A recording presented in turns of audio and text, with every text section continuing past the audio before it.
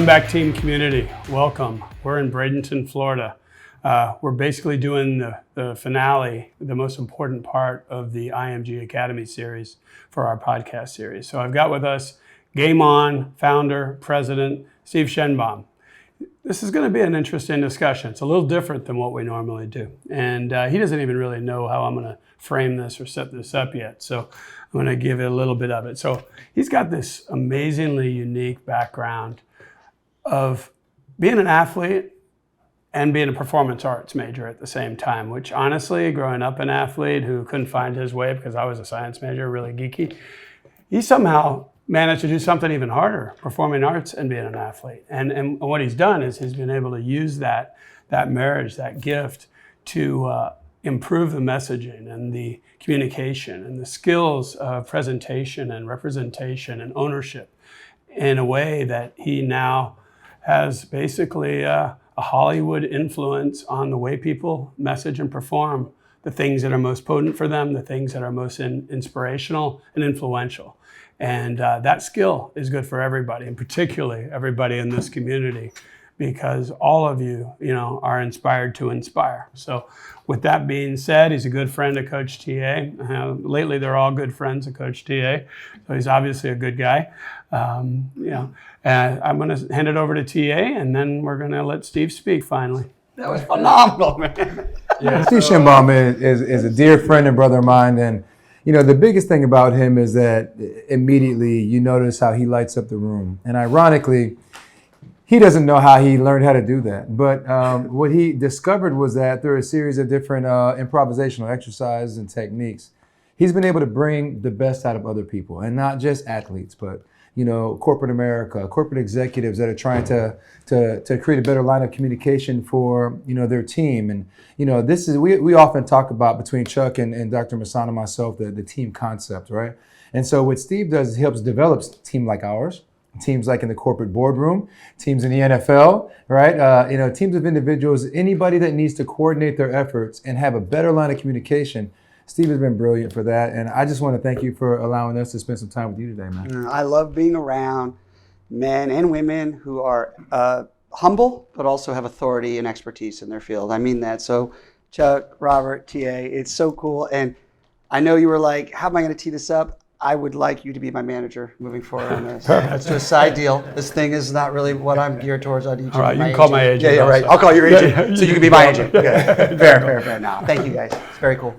Yeah, so Steve Shenbaum, the reason why we're here speaking with him is because, me personally, listen, I know sometimes people think that you might always, every time you turn on one of these podcasts, you hear Chuck saying something about Chuck and Coach Masson saying something about himself and me saying something. Yeah, our stories are valuable. The reason why we put 100 years plus of experience together is because what we've been through is valuable enough for us to share, especially once we leverage it with the value and energy of the team.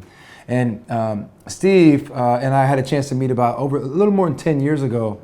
And long story short, he made me a better coach. He made me a better husband. He made me a better father. He made me a better teacher and educator. And when you start learning who you are when you walk into a room outside of what your own self-perception is, you start to look at the world a little bit differently. And what Steve has the ability to help not just myself, but people around him do, is create an understanding about not only how you're perceiving yourself, but how the world perceives you. Because if sometimes you stood outside yourself and you looked and you said, man, I had no idea that's what they thought about me. Yeah. So being able to use, practical exercises, right? And practical good to-dos, as Steve would say, to be able to help bring out the brilliance and bring out the best aspects of you to make you communicate much better across the line in every aspect of your life is so valuable. And Steve, thank you so much for the impact you've made on me. And I would just love for you to share a little bit about just the base foundation, of what you do, and how it came to fruition. Well, first of all, you guys pitch and explain my concept so much better than I do. I mean it, and maybe that's part of our starting point. Like when you're so close to something, it's hard. Sometimes you don't have objectivity, and all of your expertise and what we do as a company. It's not just me, of course. We have a team at Game On, and I mean that I'm not trying to feign humility. It's just you cannot do this alone. You have to link arms with other people. But you said something interesting, TA, about this perception thing. And that's kind of how Game On started. So we use improvisation, we use role playing, we use game dynamics to teach corporations, military, government, and sports teams, college and pro. But really, that's more of what you'd see on the website. The backstory is, and how we can have our listeners and viewers sort of learn something and gain something from this conversation is, it hit me that we need to figure out how we perceive ourselves, how others perceive us, and how we want to be perceived. That's kind of this sort of interesting triad. And when I was an actor years ago and I failed miserably at all of this stuff, that's the other thing everyone needs to know. This is messy and it's not perfect. So the thing I love about improvisation is there's nothing perfect about improvisation. It's spontaneous, you're gonna speak, Chuck will speak, but the thing about how do you perceive yourself? So, we work with young people and we'll say, how do you see yourself? And we wanna honor that. But if like metaphorically, if someone like says, I see myself as a Ferrari, that's great. That's great, but there's other nice cars too. That's true. Metaphorically. And if others see that particular person, maybe not as a Ferrari, but maybe as an awesome Escalade, for whatever reason, not just size, We've got to figure out how to reconcile the young man or woman who sees themselves as a Ferrari, others see them as a beautiful Escalade, and then also how they're being perceived and how we can figure out what that concentric circle is. Because as an actor, I found I didn't work when I thought of myself as something other than how others were seeing me. I tell you what, this morning at IMG, that's a perfect segue for what we were talking about with Taryn, Dr. Morgan, how people perceive themselves. And in a gym environment, depending on whether you're a Ferrari, Right. a minivan, a BMW, SUV, you may or may not show up because there's intimidation, or you don't fit in, or you don't feel like you represent. Or so how do you see yourself? And identity is a crisis of physical performance as 100%. It all connects Yeah. spiritually, emotionally, physically. Yeah, so as we're getting people to do the setback comeback thing, maybe there are identity crises that honestly I've never really thought about. And on to that, how do you get yourself into those situations where you feel comfortable? One of the common themes we've talked about for months now is being comfortable, being uncomfortable. 100%. And in what you're just describing, I feel like I'm the Oldsmobile 98 right here. But how do I get comfortable? I'm doing pretty well with But it. here's the goal, Chuck. Here's the goal, Chuck, is seriously, one of the rules of Game On, which I think should be a rule across the board, is to laugh with, not at. Now, we love humor. That's right. And listen, listeners, you're going to have 5-10% to laugh at. But you earn the laugh with first. Right. If you don't earn the laugh with first, you won't have a relationship. Because if you come in hot with laugh ats, people put their guard up. But going back to what you said, Chuck, on the laugh with, not at gateway, is our job is to make you feel valuable as no joke, as an Oldsmobile. To show you there's beauty in that and not to mock it. You know what I'm saying? Sure. Because what we're doing is we're identifying, the Ferrari, the hot brand, metaphorically, is attractive and everything else is an also ran. When the fact of the matter is, our job is to say we're all created with so many unique giftings. And we need to elevate those other metaphors, and then people will feel comfortable coming in as their Oldsmobile. I ain't a Ferrari. Right. I'm probably, I don't know, I'm identifying myself now, so who knows. But I think my kids would say I'm a Volvo, And I got to be the most attractive, best Volvo I could be. As a 76 Cutlass over here, here's one thing. If you think about it, let's stay in this vein for a second. Yeah, I love it. Metaphor. It's called Metaphor U. It's an exercise in You know what I'm realizing now is a lot of my people my age, right? They've achieved some level of success, whether they're a pro athlete or they've done well in business. They've got their nice, newer car out there in the parking lot, but they want to buy that old school once in a while. Mm-hmm. And I think that's valuable because I want to go back and buy a 76 Cutlass, and make it look nice, because there's so much value in every single era of what we do, and every single level of who we are, that I think that some people have completely forgotten one aspect of themselves and try to create something brand new. But what you do is you end up stripping yourself of the experiences that got you to this point by forgetting about that. So it's good to honor that 76 Would Cutlass. that Cutlass, that 76 Cutlass, mean as much to you as it would to me, who went through that era and then comes back and visits it? Exactly. Because we'll have different experiences right. with it. But we're going back on time, and we're going back through memories. Right. And I can remember many fun times. And actually, the one that I was always hot for was the Oldsmobile 442. This is a PG-13 podcast. Right? For a car now. For a car. Just making sure. Well, for Steve, the reason why he's so valuable to organizations is it's clear to see, how well he connects with just the people around him. But I think that once you get a green light as an individual to communicate in a certain level that you never realized you had access to, it's empowering. Yeah. It's empowering as it's. I know there's a couple of different exercises I've done, and I don't want to steal the thunder. And I know there's one called coins, whereas, really, what are the things that are the most important to you? And you're getting ready to walk out on the stage or present in front of 100,000 people. You jiggle those coins and you realize my dog, my family, my wife, my car, whatever is the most important to you. And then you realize there's something more important that you always have with you in your pocket here that don't just relate to exactly what's going on out in front of you. So, Steve, what are some of the things, the ways that you found maybe, I know there are some things you set out to accomplish when you started the Game On, the Game On Nation. And can I just color that question with an application before he answers? Sure. What you just said is so pivotal. We talk about our pillars and our reasons why we can't, and particularly for this community, so often they give up on their personal health and fitness and strategy because of family and job and work and pillars. What he just said, all the most important things. So with that, I'm going to pose, what if we take those same coins and we make them the reason that our community focuses on those things because of those coins? So tag, you're it. I love it, by the way. That's our phrase. Yeah. So to connect these two, you kind of answered it, Robert. Like, I think you were heading towards TA, like, what was my vision when we kind of created Game On? I mean, sort of have this vision up here, doing our best to improve the world through purposeful and authentic engagement. But anyone can come up with a fancy, phrase and put it on the wall. Right. I just found that there was a way to teach whoever the audience was, junior athletes. This is where TA and I met at IMG, whether it's corporate, military, government, sports teams. There were two goals that I wanted, and this really isn't a business model because I'm not really a businessman. And I do believe in 3 and 5 year plans, but I believe you can hire and team up with other people that are gifted in those realms because I don't come up with 3 and 5 year plans. Here's what I wanted. I wanted to create a way to teach where people cared about the message and then they remembered the message.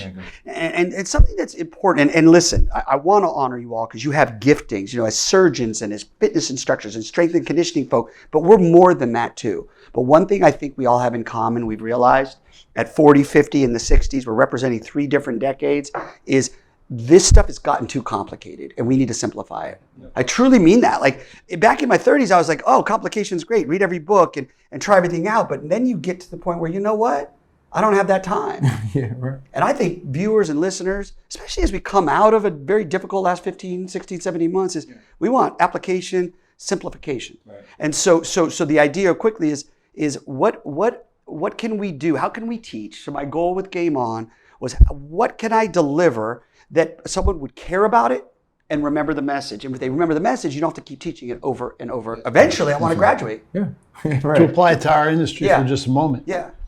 You're absolutely right, because it went from simple to complex. Totally. But over the last 15, 20 years, there's been that evolution where they think it's more complex, but it's actually getting simpler if you understand what you're doing. Yeah. You go back to, I did a presentation last week, and I had a picture in my presentation of a professor at Harvard University who was sitting with dumbbells, Indian clubs, med balls. Yeah.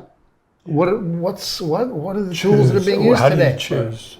It's coming back to simplicity. But now with that simplicity, you can breed complexity. No doubt about it. We need to keep it simple. If it's working, keep it working. Exactly right. Have good foundation across the board. So I'm not a strength and conditioning coach. I'm not an MD. I'm not a PhD. My passion is those coins. Going back, Robert, what you said is my mission is to get people to understand their value and what they value. So kind of going back to coins, we just ask people, think about things that you love and value that have nothing to do with what you do for a living. Right.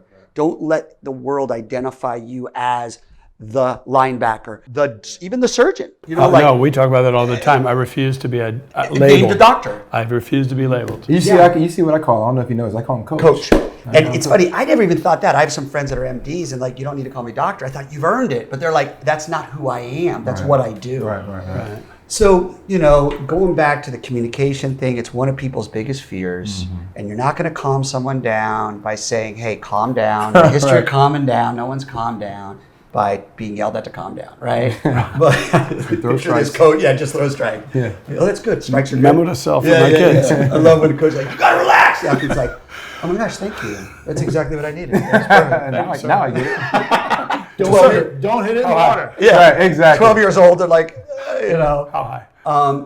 But if we're going to approach this from a unique perspective, it's like you said it, TA, when we're communicating, when we're leading, when we're getting in front of people. And I want to define communication sooner rather than later. We need to know it's not life and death. We need to know that the audience out there is rooting for you. And the best way to do that is not to drink a Red Bull or Monster Energy. No disrespect to the brands, not to listen to 50 podcasts before you take the stage. It's to know that you have value that exceeds anything and any reaction you're going to get from the audience. And when you know that, then you're not chasing the standing ovation or the likes or the applause or the laughs, because honestly, I can't control that. And now you have the value, you tap your coins. And by the way, quickly, presentation and communication, everyone needs to know, is not a TED Talk or MDs, experts standing in front of 100 people. A presentation could be you walking by a young person in the business world. It could be you at the supermarket with a mother or father in front of you struggling. It could be you coaching a little league team. It could be you teaching your child how to play the violin. That is communication. Absolutely. Because that's an audience. And to tag onto that too, communication is also listening as opposed to waiting to talk. Come on. Right, because I found myself in my younger years doing that, but I realize now I'm a lot more aware of the information around me. And I always talk about being in the room with these guys. I mean, listen, I feel like the little kid. I don't know if you remember the old "Come Fly With Me," the Michael Jordan, like 1990, and that he walked up to a kid and the kid was giving him an autograph, and he was just. Yeah. And he was just like, that's what I feel like when I'm in the room with these guys. And it sounds like I'm just trying to just stroke their ego, but I'm not. No. There is a wealth of information, experience, and wisdom that can be learned from. And if there's somebody out there that's looking at me that same way, it's an honor, right? Yeah. But I'm looking up. I'm always looking up. And if you have a look up mentality, whether it's spiritual or otherwise, a looking up mentality means you always know that you're not at the absolute apex of where you're ultimately going to be. And I think that something like communication and communications training is something that can really, really dynamically unlock some of the most unique features of somebody that already has wisdom and experience. And I know I've talked with Chuck about how we communicate with athletes, right? And it's not like, hey, you got to work harder, you got to do more, because more is not necessarily better. Sometimes better is better. Yeah. You know what I mean? So Chuck, talk about that. We talk about overuse in athletes and things like that. And you've been able to identify some very unique aspects of athleticism that you've seen over and over and over and over again. And the athlete's inability to communicate with you what exactly is going on. Maybe you saw it and they didn't want to say it, but then ultimately what you thought was going to happen happened. Well, part of it is communication. Part of it is, and the question I was going to ask for you, Steve, in just a moment is, what within us do we need to somehow exude that shows that either empathy or that connection or that conviction to the communication? What TA is talking about is the study I've been doing for the last 5 years on elbow injuries in pitchers, and it's gotten to the point that I can identify the high risk and say, within a year or two, you're going to see this is a recipe for disaster, accident waiting to happen. Yeah. And you convey it. It's interesting who you talk to. I'll speak to the pros who are in the major leagues already, and they're saying, I'm making millions now. I'm not going to change. Okay, how can I at least maybe reduce the risk through your mobility? But let's go to the younger kids who are the ones that are the rising stars, and the lives that we want to try and preserve and conserve and prevent as best we can, or we can't absolutely 100% prevent, but reduce the risk. Sure. And give that impassioned communication. Yeah. Because if they buy into that and understand how it will affect them, I try and go about, this is not good for you. Right. But here's how it can help lengthen or help make you more efficient. I'm not telling you how to do it. This is just what my experience has shown. Yeah. I think, it's funny. You mentioned, TA, listen, don't wait to talk, which is one of our takeaways in Game On. You were about to land on one, so it's fun. We haven't, viewers and listeners need to know, it's not like we rehearsed any of this. But what's interesting, when you get around like-minded people, you just land on universal truths and you start to find common language. So to answer that question, Chuck, you pretty much did. There's no perfect, but we try to. It's not easy. You go 40% empathy, 60% authority. If you go 90% authority, you're really just dictating, right? Right. And I can only speak now for as a parent. I know everyone listening and viewing is maybe not a parent or have children at this stage, but for those who have children, you are balancing this all the time. I have a 9 and 7-year-old. So the authority, if it's too heavy-handed, it just becomes very dictator.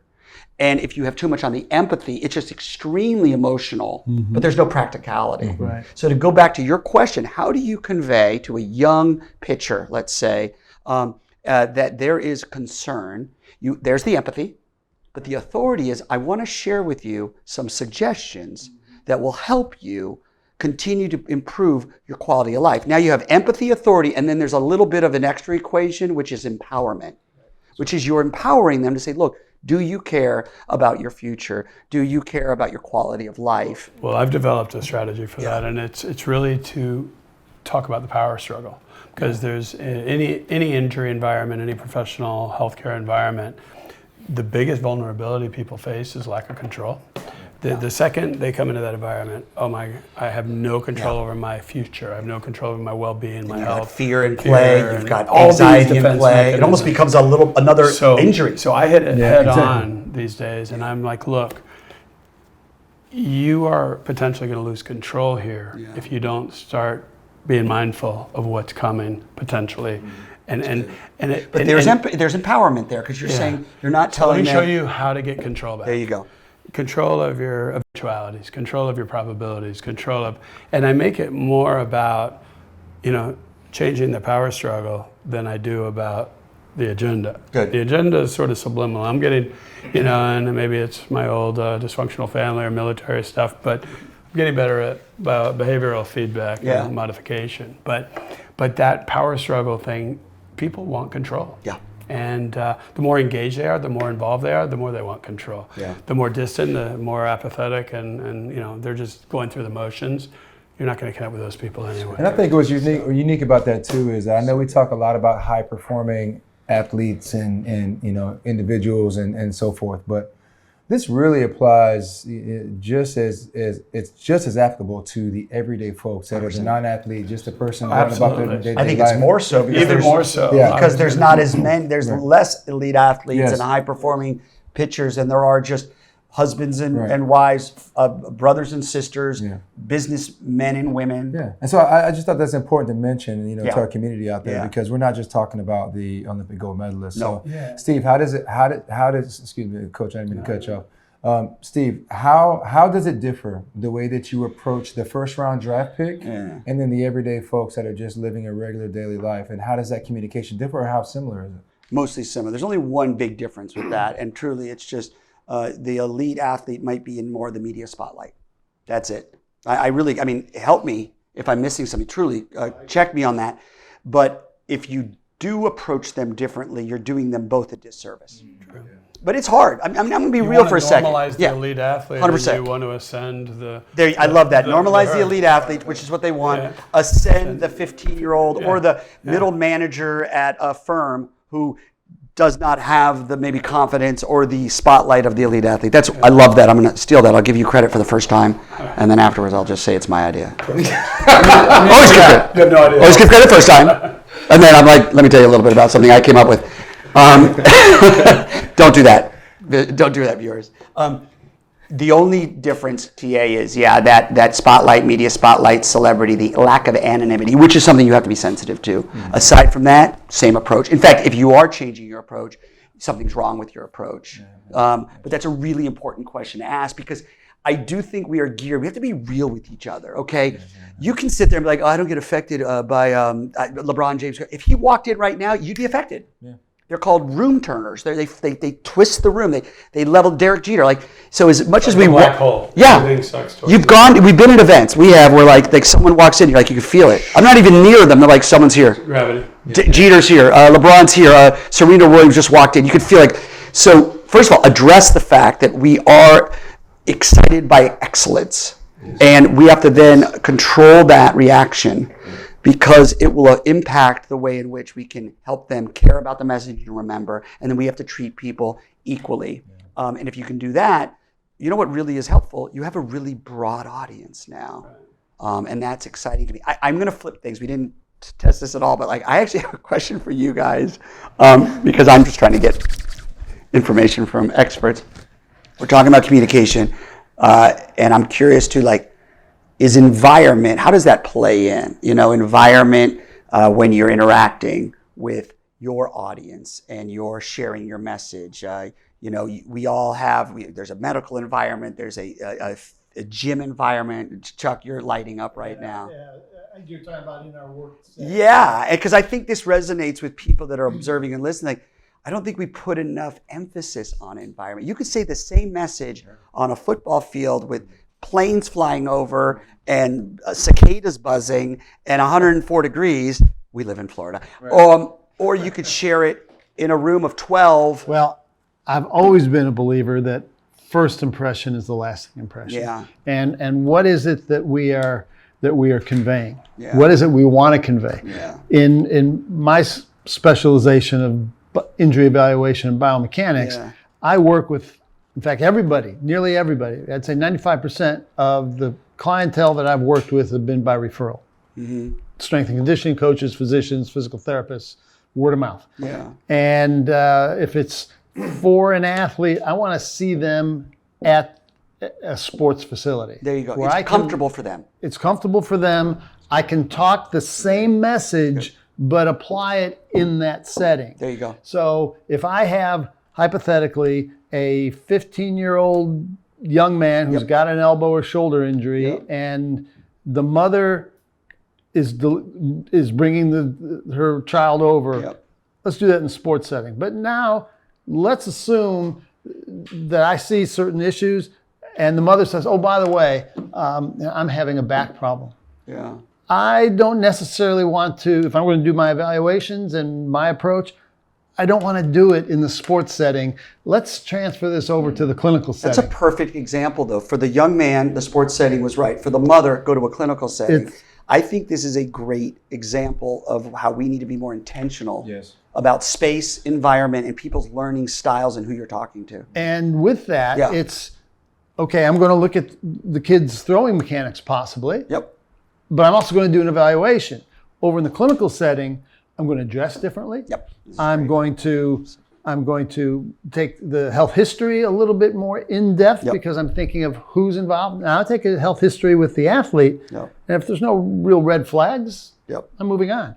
But in the clinical setting, there's this one, I feel different, and my behavior within me feels different. That I want to be equally as professional, but in a different arena. Perfect. Well, the second you go clinical, you have to throw privacy in. Yes. And everybody feels it. And it's the biggest issue in healthcare. So that confidentiality, that trust, that vulnerability that you can express has to be earned early. Otherwise, you get nothing out of the encounter. How do you do that in a surgical environment? So I was reflecting on it because so often post-COVID, we're doing telemedicine now. And so there's no environment. It's all digital. And you saw me yesterday. I had the privilege of taking care of a U.S. Marine who's got a god-awful cervical disc problem that I'm going to operate on next week. And it was 100% over the phone with you. But let me tell you what I noticed the most. Just listening. Well, and I was burning the wall. Here was the perception. I walked in at the beginning of the conversation, and then I walked out of the room because I felt like I was maybe impeding on the privacy, right? Yeah. But as I walked back in about 30 minutes later, when I thought he had wrapped up, he was talking, and the tone that I heard in his voice when I left the room was dismay. Right. Like, I don't know how am I going to do this? I don't, this is, and the wife was on there, and the wife was on the, not from him, from the patient. Right. The wife was like, I just want him to be better. All of that type of stuff. And then when I walked back in, it was like, Dr. Masson, thank you. So I feel so confident. Like, there was a whole different tone in the voice. Wow. And even though we didn't have that direct touch in-person, communication, what he was able to do through this telecall and communication was able to not only set him on at ease, but put him on a path to say he had a positive light at the end of the tunnel. But that was what I was thinking when Chuck was explaining the Stark early cycle example, because I think my early foundational stuff created that ever-present clinical environment. Wherever I am in the universe, people know that exists beneath me, and the trust and confidence is already there. Because you have authority in And that. so the pivot has been, it's more important than ever how I communicate. Come on. Because they already know I've got all the clinical BS boxes. That cup runneth over. But now everyone's focused 100% on my message. And so it's really important, authenticity, compassion, empathy, and projection. Yes. And I don't project anti-failure, I project this is how we're gonna win. And you asked me early, I'm like getting goosebumps. You asked me earlier why I do what I do. This is why. I'm fascinated by these conversations. I really am. Like, I get really so passionate. Sometimes like people are like, you're angry. I'm like, no, don't mistake my passion for anger. Mistake my passion for care. For me, Chuck has his way of setting the table. Dr. Masson has his. But as we close, for me, it's about culture. And what I mean by that is I've got the highest level professional athlete in my gym. But I also have the mom of 3. Yep. I have the 12-year-old kid who just wants to make his Little League All-Star team. Yep. I have I have so many different levels. I have nannies that take care of other people's kids all day, and they come just to spend time with themselves. No matter what level, there's so many different levels. But here's the most beautiful part about it. They can all exist in the same room at the same time, and they can all feel safe. Come on. The pro athlete can feel like they're not going to hoard me and just get all over me. The young lady that just wants to spend time with herself, she doesn't feel intimidated by the elite athlete, and everybody can exist in the same environment. And I think the value of creating a positive culture, when they go talk to Dr. Masson, they know what they're going to expect. Yep. When they go see Chuck Wolf, they know what they're going to expect because they're setting the table of culture that has been proven time and time again to be successful. I love that. And I think that's something that you helped me understand how to do through the years. It's helped to develop a positive culture. Well, just to wrap that, I think we're so much better off honoring the differences we have. I want to make sure that's clear. Honoring differences. The differences are beautiful. But to drive and be intentional about what also we have in common. Because if people know that everyone loves to improve, everyone loves to be cared for, everyone loves to be empowered, everyone loves to be laughed with, not at. Cool? Right. Those things cross socioeconomic boundaries. Those things cross culture. Then if we can lean into that, you've got what you just said. You can have the lead athlete in the room, the person who's working 2 jobs in the room, the 14-year-old who will maybe never be the elite athlete, and now we are serving everyone with love and care. And that to me just fascinates me, and it's where we need to go. And honestly, just forget from an altruistic perspective. This is going to sound a little coarse. I don't mean it to be. It's just good business. It's good business because now who's your audience? Yes. Exactly. Who's your age range? Yes. Who do you work with, men or women? Yes. what certain cultures? All of them. Yes. Right. And this is where I get this, and I think we need it more than, it's the belle of the ball coming out of COVID. It's what we need more than ever. Bottom line take home, how you present, how you message, how you communicate, how you present yourself, your environment, and your projection of who you want to be when you grow up does have an impact on how each of us and people like us are going to receive you and give you honest, empowering information. So think about it from a perspective of how do you best identify yourself. Secondarily, inspire to inspire. That's what this community is about. That's what we're about. Thank you for being at the Comeback Team podcast, IMG Academy, and most importantly, Game On with Steve Shenbaum. And we'll see you shortly. All right. Follow us on social media, Instagram, LinkedIn, Facebook, and the website, of course. Have a great week. Bye.